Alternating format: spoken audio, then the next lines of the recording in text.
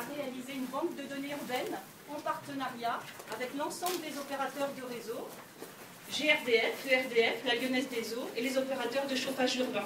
Tous ensemble, on produit un fond de plan précis pour y positionner les réseaux.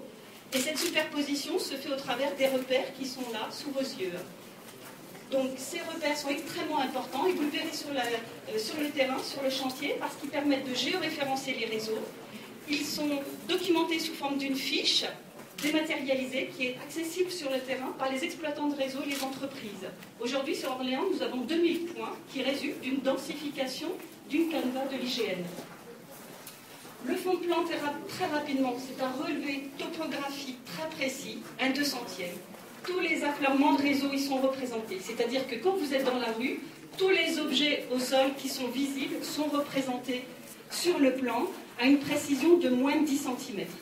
Orléans fait ça depuis 17 ans et aujourd'hui on a couvert à peu près 70% de notre territoire, soit un linéaire de 220 km.